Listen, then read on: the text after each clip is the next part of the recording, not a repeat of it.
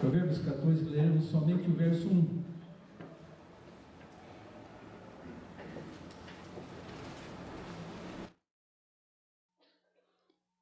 Vamos ler o versículo 1, queridos.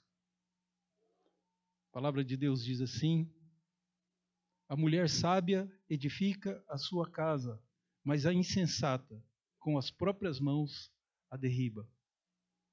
Vamos orar a Deus.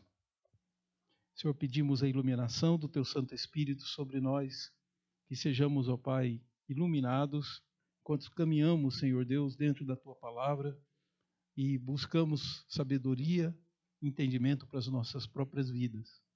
Obrigado pela bênção, obrigado pelo tesouro precioso que é a Tua Palavra, num mundo tão perdido, tão sem luz. Ela é lâmpada para os nossos pés e luz para o nosso caminho. Obrigado em nome de Jesus. Amém.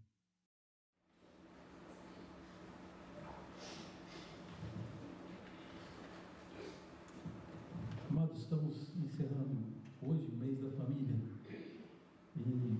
E uma família especial me vem à mente, não como um exemplo de família, mas como um exemplo do que pode acontecer quando os preceitos de Deus não são levados a sério dentro de um lar.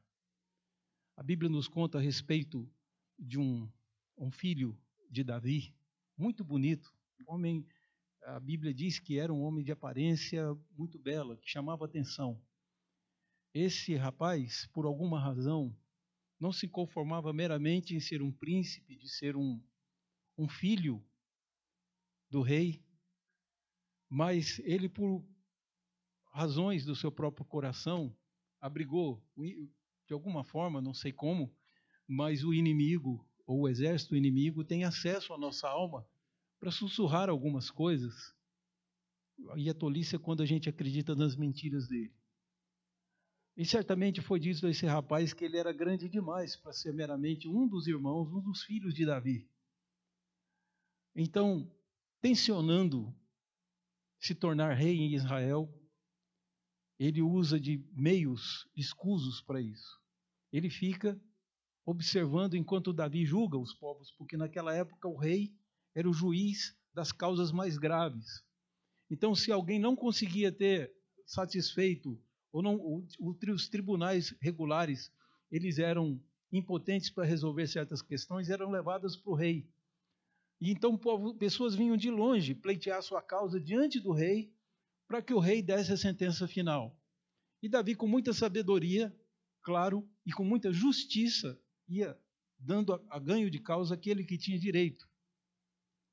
Mas é evidente que aquele que não tem direito e que perde a causa, ele está munido de um punhado de razões, ele racionaliza isso de uma forma que ele coloca tudo como ele acha que devia ser.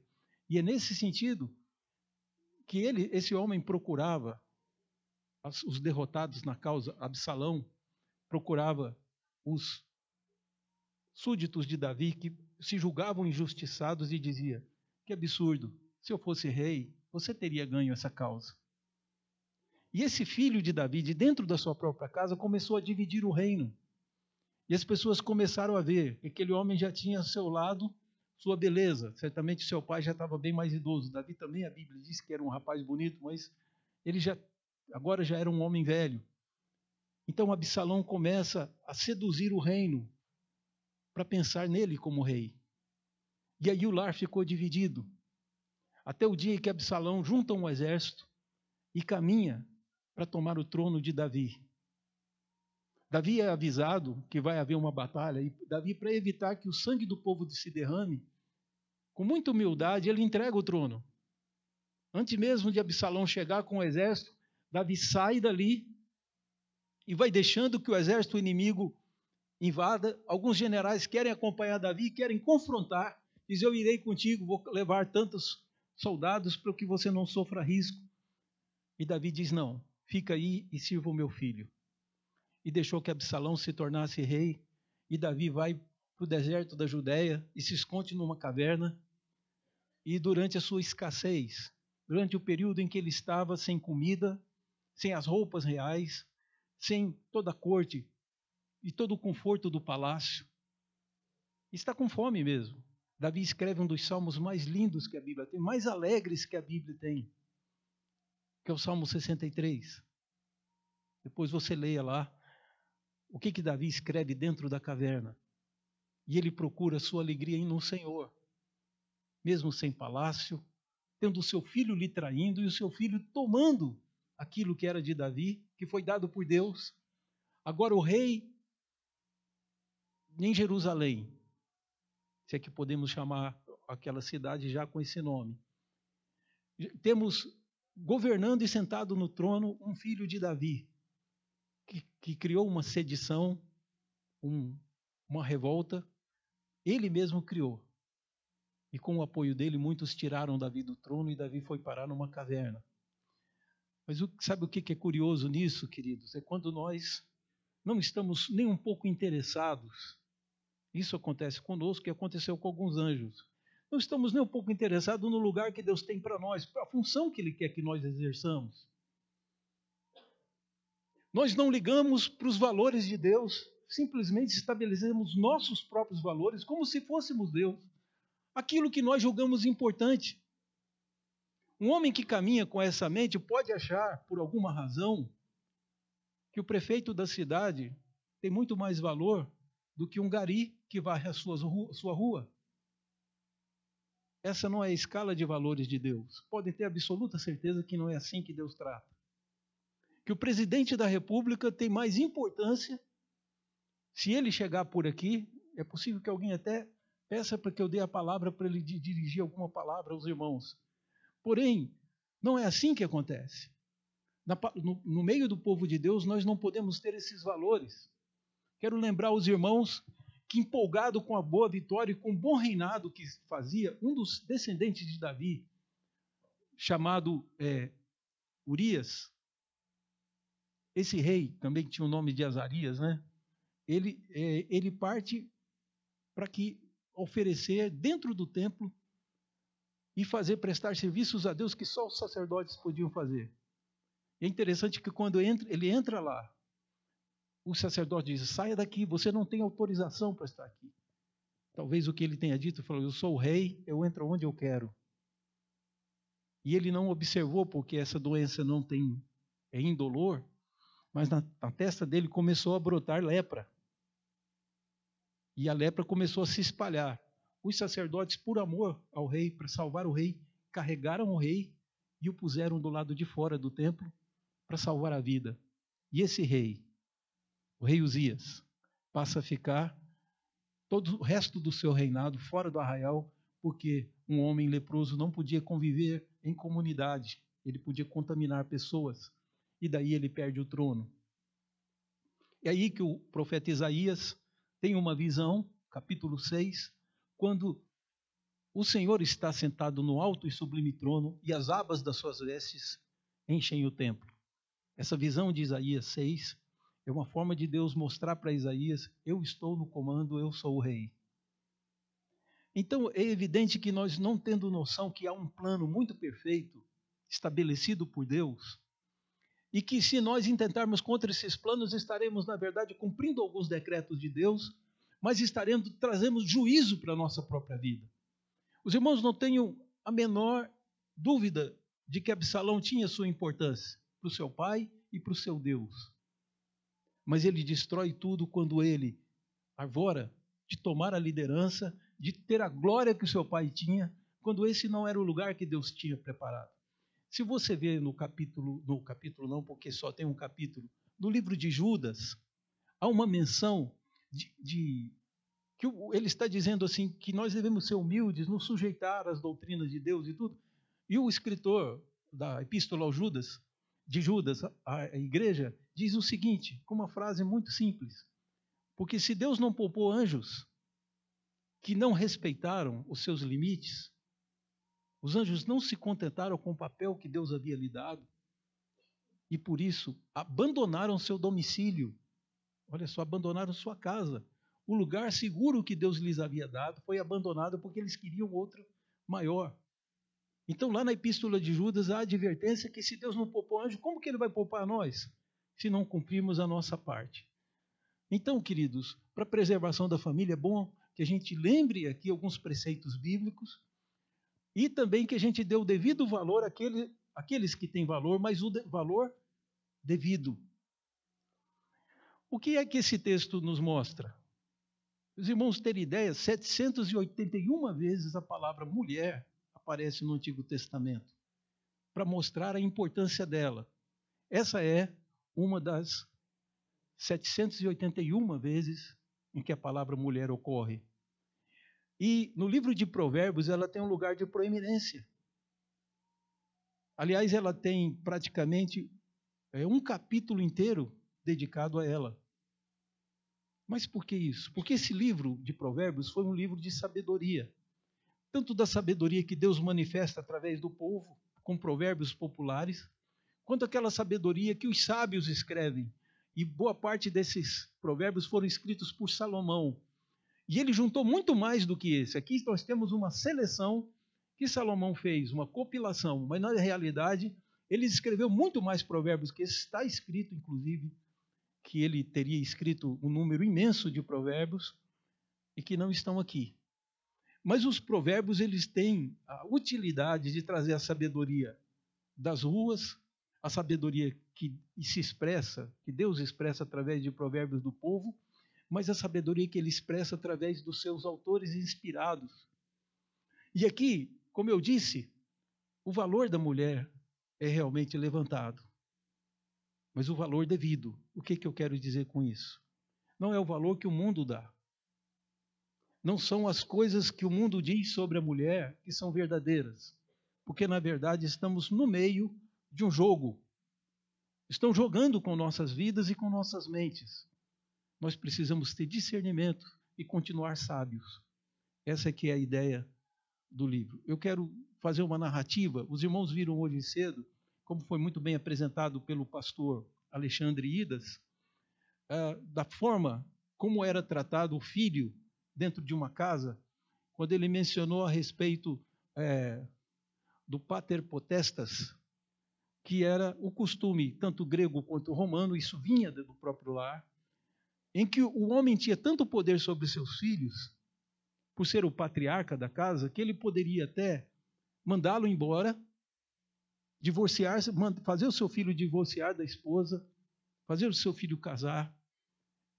Ele poderia tomar tudo do filho e despedir o filho e mandá-lo embora. Ele poderia até matar o próprio filho e não seria considerado crime dentro do regime do pater potestas, ou do poder do pai. O que é interessante é que a mídia tem proclamado por aí mais uma mentira das inúmeras, das mil mentiras que o diabo tem contado pela boca da nossa televisão. E também, muitas vezes, você vai encontrar alguma coisa assim nas redes sociais, de que o modelo que nós vivemos no Brasil é culpa do cristianismo.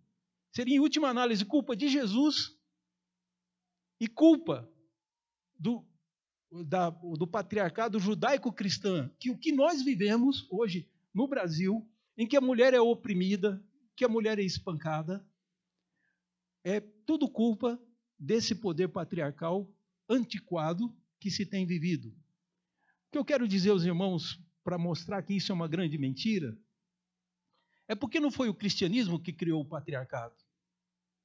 O patriarcado é uma lei de funcionamento da sociedade ditada pela própria antropologia. Historicamente, a antropologia mostra isso. Nós temos agora uma sociedade de 15, 20 anos para trás que quer destruir todas as bases da nossa sociedade. Por isso é que levantam essas mentiras. Mas se é o cristianismo o culpado do patriarcado no mundo, eu quero perguntar aos irmãos qual era o regime que os nossos índios viviam antes de Pedro Álvares Cabral descobrir. Até pouco tempo atrás, como é que os índios viam? Então dizem que adultério e outras coisas mais são feitas como o cristianismo forçando a sociedade a viver como ele pensa.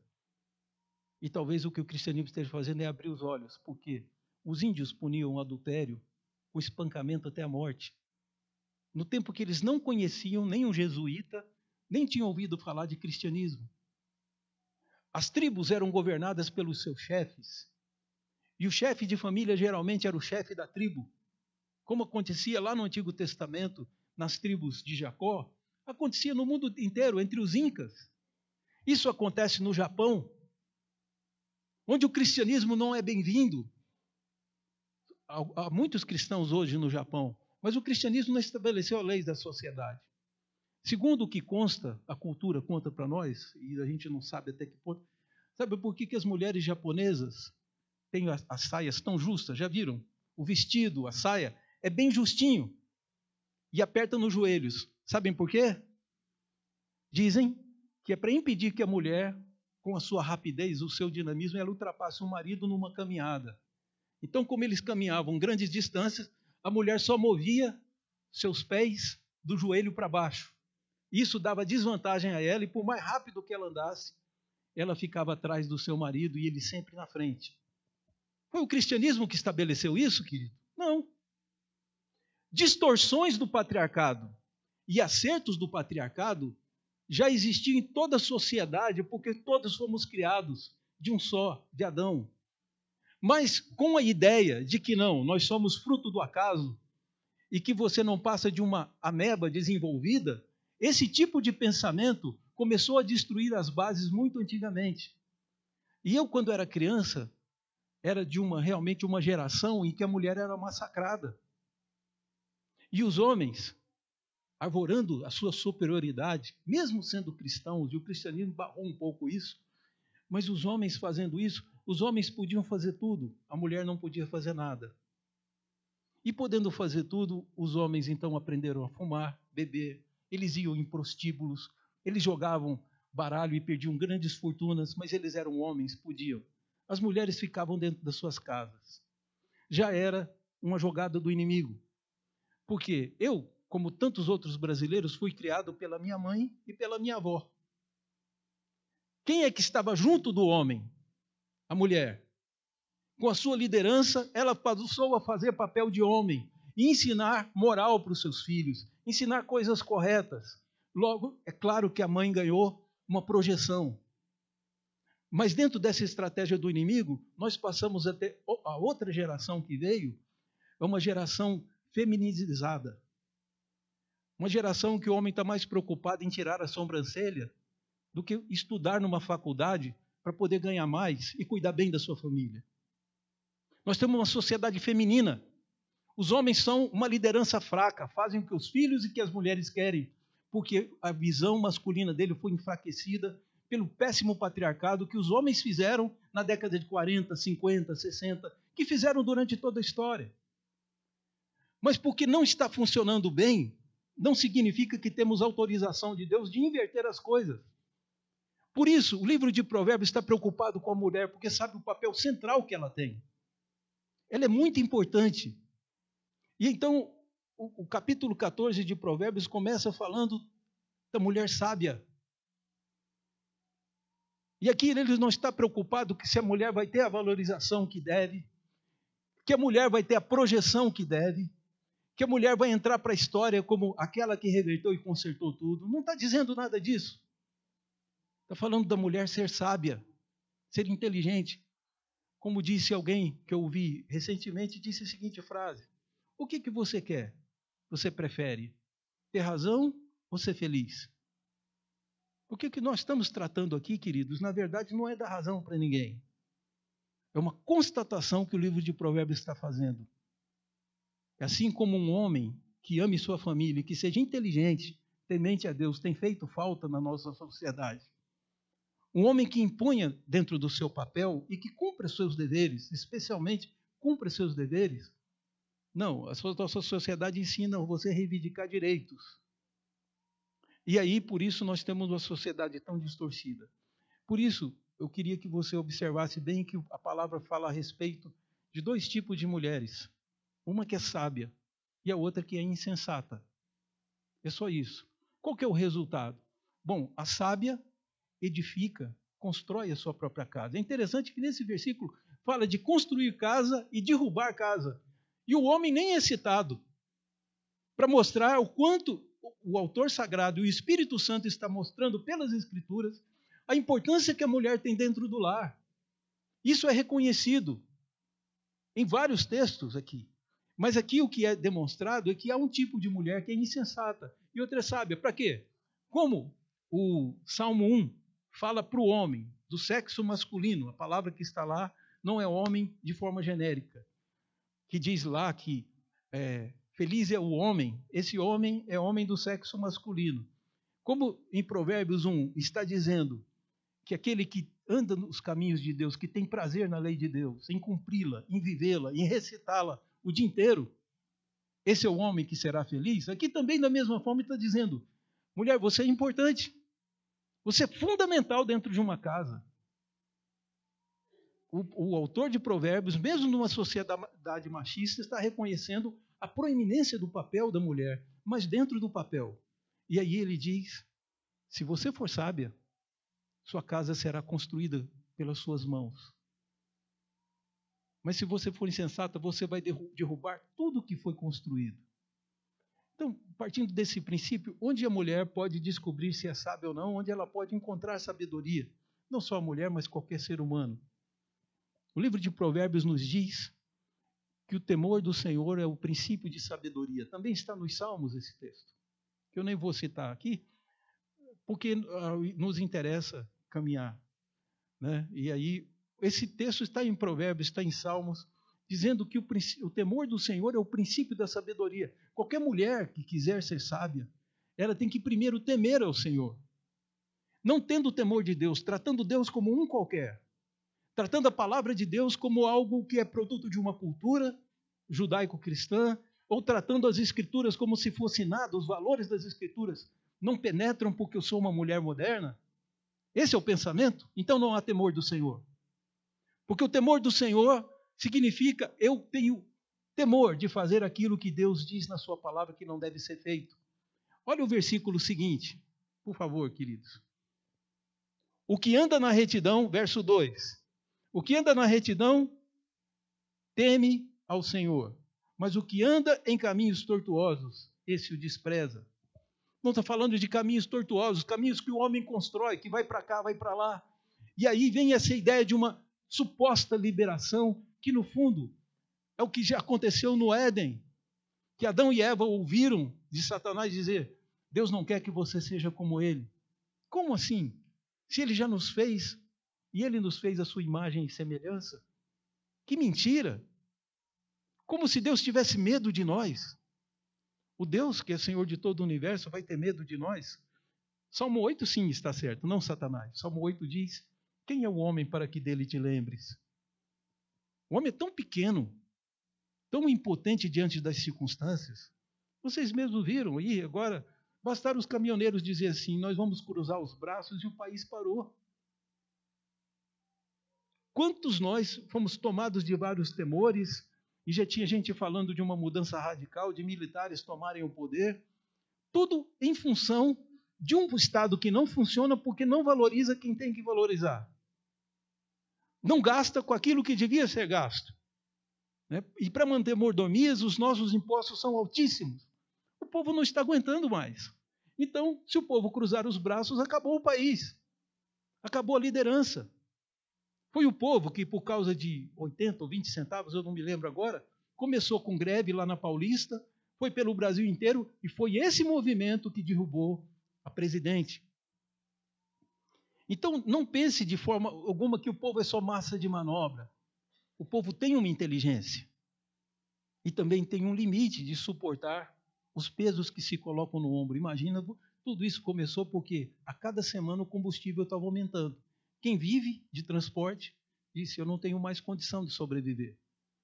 Então, por mais que tenha alguma coisa orquestrada por trás disso, só conseguiram orquestrar porque havia gente inteligente no meio do povo e que disse, chegamos no nosso limite, eles não podem fazer isso conosco. Esse discurso só ecoou porque havia um espaço. Então, os caminhos tortuosos que os homens andam não podem jamais fazer com que nós pensemos que seja homem, seja mulher, que tenhamos o poder de fazer Deus mudar algum decreto seu. Ou Deus mudar a estrutura de uma sociedade que Ele mesmo criou. Não somos nós que vamos mudar, nós temos que corrigir, cada um fazendo o seu papel. Marido amando e a esposa submetendo. É interessante o termo que foi usado pelo pastor Alexandre hoje cedo, quando ele disse o que é submissão. Submissão é: o homem crê que tem uma missão, a mulher crê que tem uma missão. Ela sujeita a missão dela à missão do homem. Isso é submissão. No grego, a ideia é exatamente essa: é colocar embaixo, é meter embaixo. Então significa que ela abre mão dos próprios planos para que os planos do marido sejam executados. E é isso que a Bíblia diz. Agora, se você acha que isso é injusto da parte da Bíblia, deixa eu só te fazer algumas alusões. A primeira coisa que a Bíblia diz é que a mulher foi feita para ser ajudadora. Isso não fui eu que inventei, não foi a sociedade cristã. Isso já vem da revelação de Deus lá em Gênesis. E algumas mulheres acham que isso é um menosprezo, porque por que eu devo ser ajudadora se eu sou tão importante dentro da casa? Quem é mais importante entre nós, não é Deus, queridos? Pois nos Salmos Deus diz: eu serei teu ajudador.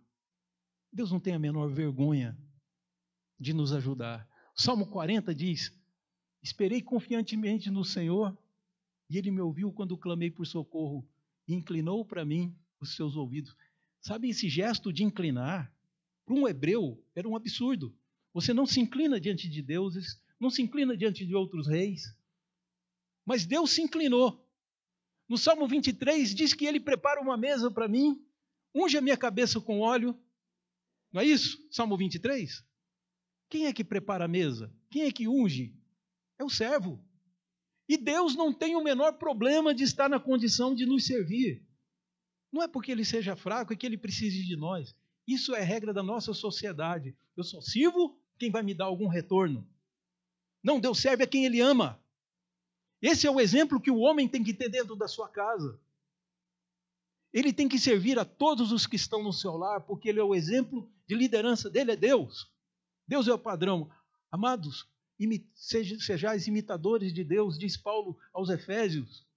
Então cada homem devia imitar Deus, valorizar sua esposa e tratá-la com justiça. Não pode ser cruel com ela, porque Deus não é cruel conosco, mas Ele ama. O amor não diz simplesmente que o marido tem que amar a esposa, tem que amar a esposa como Cristo amou a igreja.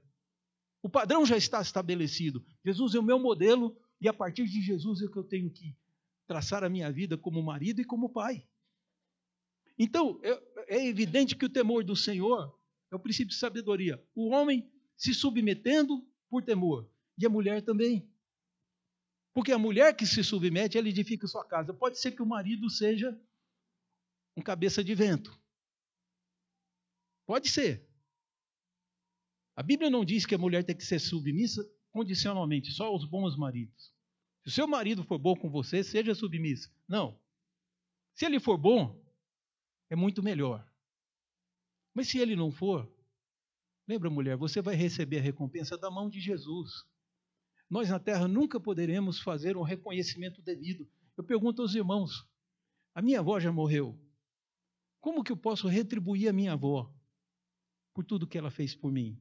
Que deixou sua própria vida para cuidar de 6 netos e gastou a sua aposentadoria sustentando a gente. E viveu os seus últimos anos ainda cuidando dos netos. Uma mulher, um exemplo de honestidade, de retidão que eu não vi igual. Parecia que não era nem alguém dessa terra. Mas uma mulher muito admirável, humilde, de uma cultura muito grande. Minha avó, ela falava o nome das pessoas, eu achava que ela estava errando. Eu falei, minha avó não sabe falar direito. Depois eu fui descobrir que eram nomes franceses e que ela pronunciava como francês. E ela sabia falar francês. Né? Mas os netos não sabiam disso. Então a gente julgava mal. Mas a minha avó era uma mulher muito culta, foi diretora de escolas em Cuiabá, foi professora de várias matérias. E era uma mulher extraordinária. Você deve ter gente assim na sua família. Mulheres assim na sua família. Mas ela, quando abriu mão da vida própria para investir em nós, ela estava edificando a minha casa. Eu tinha um lar para morar, porque minha avó me amparou e me ensinou como eu devia viver. E até hoje os ensinos delas estão presentes, não só na minha vida, estão presentes na minha vida e dos meus irmãos também. Dos 6 irmãos e mais 2 primos que ela cuidava dentro da própria casa. Então, o que eu quero dizer aos irmãos é que ela cumpriu o papel que Deus tinha para ela. Era temente a Deus, ela lia a Bíblia, eu vi várias vezes, mesmo não sendo evangélico, eu já naquele tempo fui influenciado por isso. E quantas madrugadas eu levantei para ir beber água, alguma coisa, e vi a minha avó olhando para a janela e orando ao Senhor. O que eu posso dar para minha mãe, que tantas vezes abriu mão de coisas importantes na sua história, na sua carreira, para investir em nós, nos filhos? Essas recompensas só podem vir da mão de Deus. Reconhecimento e muito obrigado, a rigor, não acrescentam nada. São importantes, como prova de reconhecimento. Porém, ainda não acrescentam nada. Para dar recompensa justa a essas mulheres, só Deus. E Ele dará.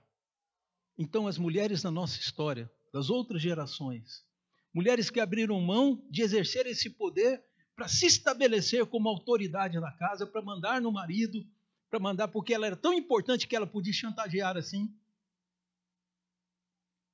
E mesmo assim, elas abriram mão de fazer essas coisas e foram submissas. Então, para essas, eu digo, amém. O Senhor Jesus trará recompensa e das mãos dele você receberá, não aqui da terra. Mas aqui fala também da mulher insensata. O que é curioso, eu já disse, a mulher sábia encontra sabedoria no temor do Senhor. Aquela que não teme o Senhor, ela vai ser insensata. Ela vai agir sem saber o que eu estou fazendo nessa vida. Eu não sei. Então vou ser grande, vou ser importante. Eu vou realizar os meus sonhos. Marido, filhos, tudo são só instrumentos para eu chegar lá, para minha satisfação pessoal. Isso é uma insensatez.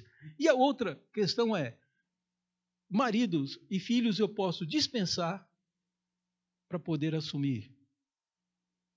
E aí muitas vezes, capaz até de dizer para o marido, falou assim, mas os meninos precisam de uma mãe. Falou, pague uma babá para eles, porque eu tenho que pensar na minha carreira.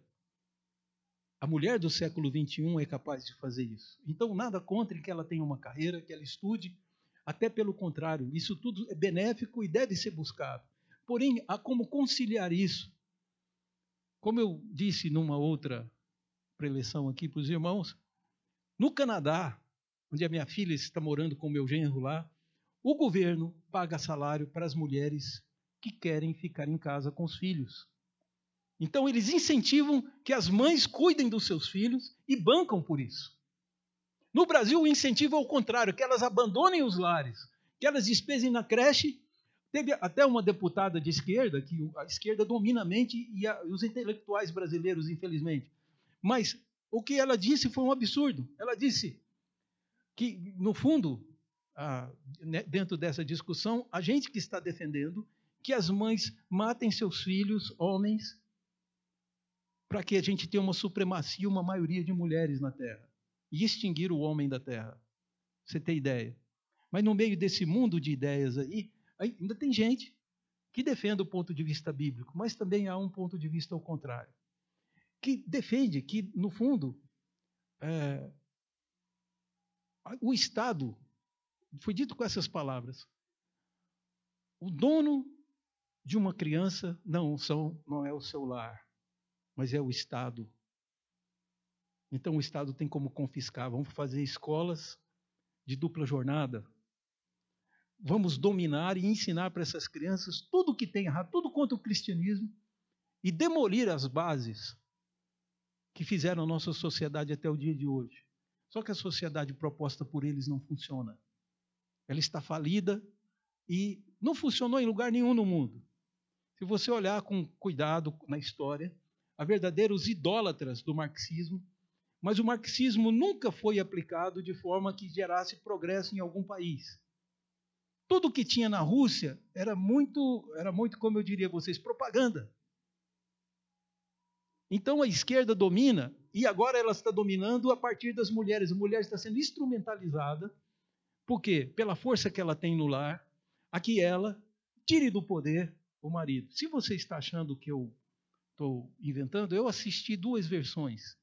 Quando eu era criança, uma série foi feita chamada Perdidos no Espaço. Eu assisti a primeira versão quando eu era menino, assistia todo dia, porque você não tinha opção. Não tinha internet, não tinha nada. A televisão começava às 6 da tarde e terminava às 10 da noite.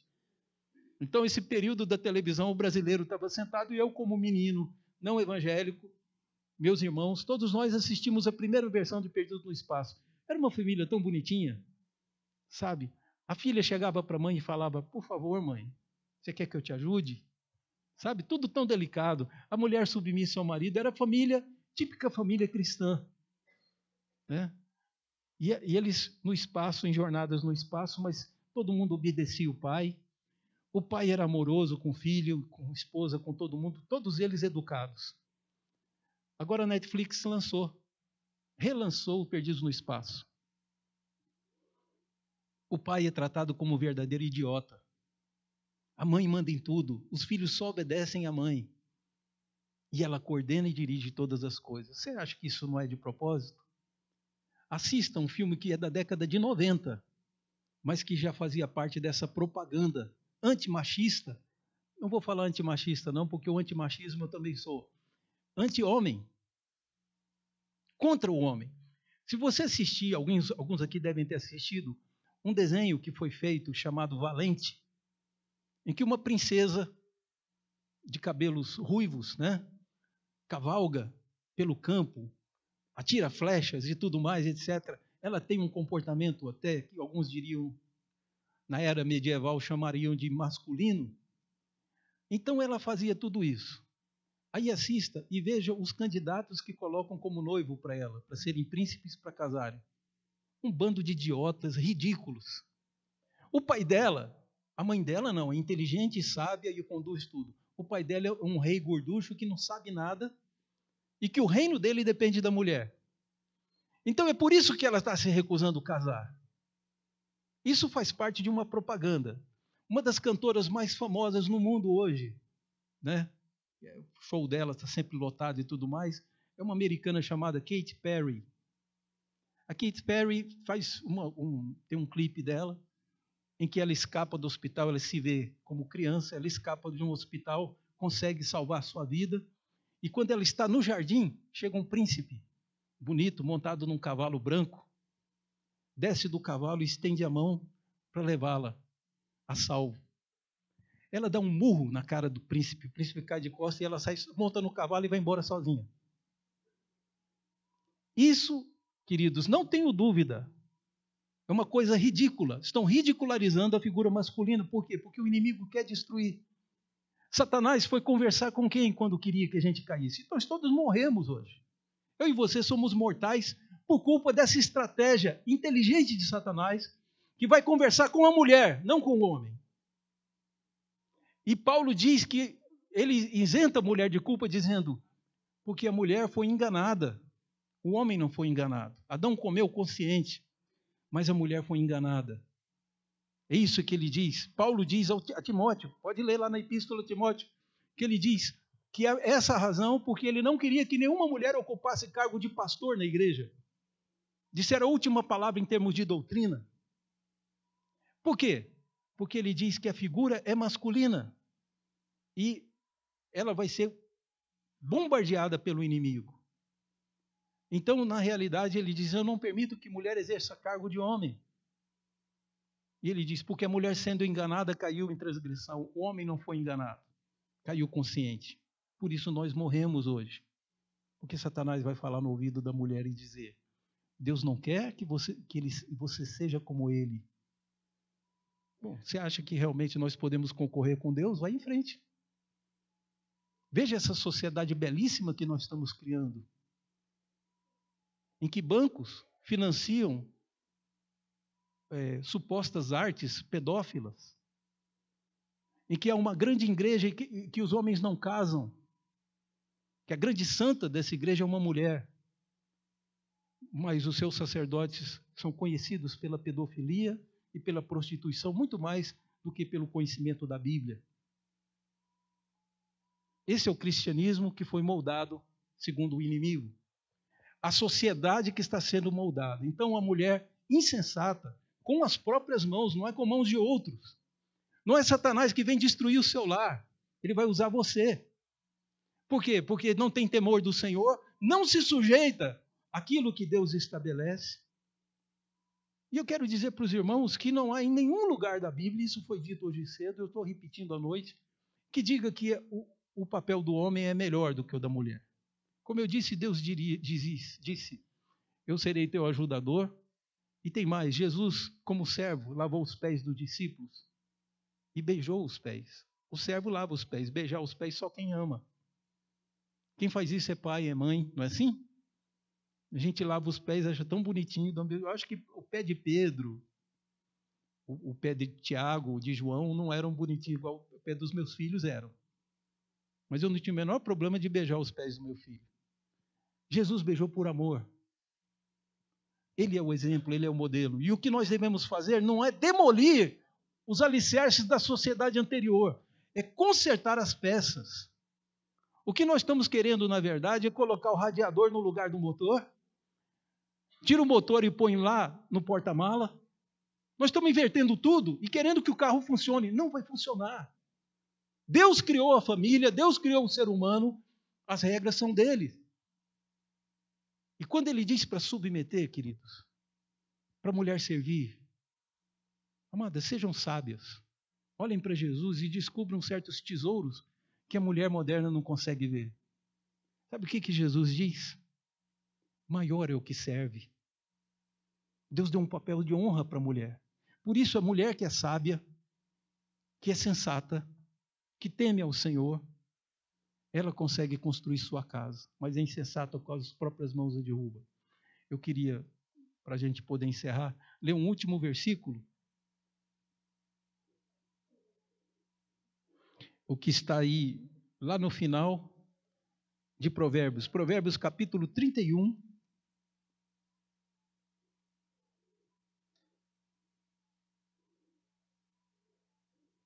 Capítulo 31, verso 30. É o penúltimo provérbio citado por Salomão.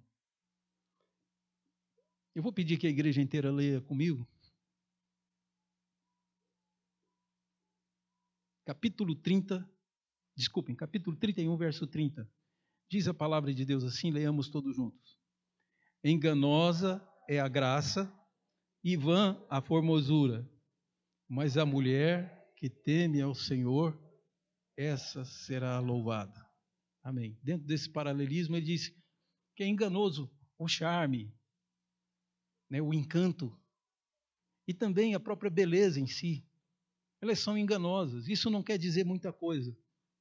Mas se uma mulher for bonita e temer ao Senhor, ótimo. Se não for tão bonita e temer ao Senhor, também será louvada igualmente. Porque a que teme ao Senhor é que será louvada. Então a minha pergunta é, você quer ser aprovado por uma sociedade falida, incapaz de resolver até seus próprios problemas? Ou você, mulher, quer ser louvado pelo Senhor? Elogiada por Deus, recompensada por Deus. Então, é o caminho que está sendo colocado, de ser sábio ou ser insensato. Insensato é aquele que não tem ideia própria, é aquele que pensa como o mundo pensa. É aquele que pensa conforme eles contam. Sábio é aquele que encontrou a sabedoria, que lê, e que por isso muitas vezes está andando contra a correnteza. Então, queridos, essa ideia, um amigo meu, pastor, me contou um episódio, eu não sei o que ele fez com isso, mas o que foi interessante foi, ele foi fazer um casamento, isso há muitos anos atrás, deve ter sido uns 10 a 15 anos atrás, mas ele era colega meu lá em Goiânia, e ele contou o seguinte, que ele foi fazer um casamento, acho que era de um sobrinho dele, ele conhecia bem a noiva também e tudo. Quando ele chegou, que eles foram fazer o casamento, a noiva, que acho que era até presbiteriana também, né, disse para o Aurino, que era o pastor, meu colega, e disse o seguinte para ele: Aurino, na hora que você estiver lá, se você disser que eu tenho que ser submisso ao meu marido, eu vou dizer não. Então, se você quer que eu diga assim, tira esse item. E na forma presbiteriana diz lá, ser submissa e fiel ao seu marido, enquanto Deus for servido a conservá-los ambos com vida. E ela exigiu que o seu parente lá retirasse esse item e fosse infiel à sua igreja e ao seu Deus. E à sua Bíblia. Então vai ficar sem recompensa. O que o Aurino fez, eu não sei. Mas se fosse comigo, eu sei bem o que eu ia responder para ela. Eu ia mandar ela arrumar outro pastor. Porque esse aqui tem que seguir a Bíblia. Eu não quero maldição de Deus sobre mim. Então, isso foi dito para ele 5 minutos antes de começar a cerimônia. Ela mandou dizer para ele. Eu fico imaginando ele resolver isso de última hora, né? Mas então, para que os irmãos saibam, não é o padrão do mundo, nunca funcionou. Não vai adiantar essa sociedade proposta de mulheres. Na verdade, algumas não são nem mulheres, dizem que a melhor cantora do Brasil é um homem que fizeram uma gambiarra nela, né, para virar mulher. Então, esse povo remendado, povo artificial, que vive ideias e ilusões, é uma sociedade que estimula a que você tenha fantasias e que você acredite que elas podem fazer. Você pode voar, então pula. Não, você pode ser mulher se você quiser, você pode ser homem se você escolhe. Isso, na verdade, qualquer clínico diria que isso está errado. Nós temos que caminhar para levar as pessoas para a cura. Se isso é tão forte dentro delas, não é estimulando o erro que você vai conseguir salvá-los. Se salva pessoas falando a verdade. A verdade é que liberta. Então, queridos, eu quero dizer o seguinte: é insensato seguir as ideias de uma sociedade insensata e fraca. Mas você, mulher, que fizer como Deus quer, não como o homem quer, como a sociedade quer, como o pastor e a igreja querem, não, como Deus quer, na Bíblia. Se você fizer dessa forma, confiadas nele, dentro do seu desafio, você receberá do Senhor a recompensa. Que não é como alguns querem dizer, né? Uma recompensa ilusória. Não, essa é uma recompensa real. O vencedor, disse Jesus, eu vou deixar que assente no meu trono. O vencedor, eu vou pôr a minha coroa sobre a sua cabeça. Ao vencedor ou vencedora, eu vou dar o meu cetro. Então vamos aprender com Jesus, que governou servindo. Homens governam servindo, mulheres constroem seu próprio lar. Porque a mulher que destruiu sua própria casa não tem onde morar. Vai dormir sozinha. Não façam isso. Vamos construir aquilo que Deus nos deu. Vamos levantar com as nossas próprias mãos e não destruir. Você, mulher, é instrumento e tem força para isso. Força que o homem não tem. De construir uma casa. Inteligência para isso. Então construa. Porque destruir, isso é coisa do inimigo. Jesus disse, quem comigo não está juntando, está espalhando. Vamos orar ao Senhor?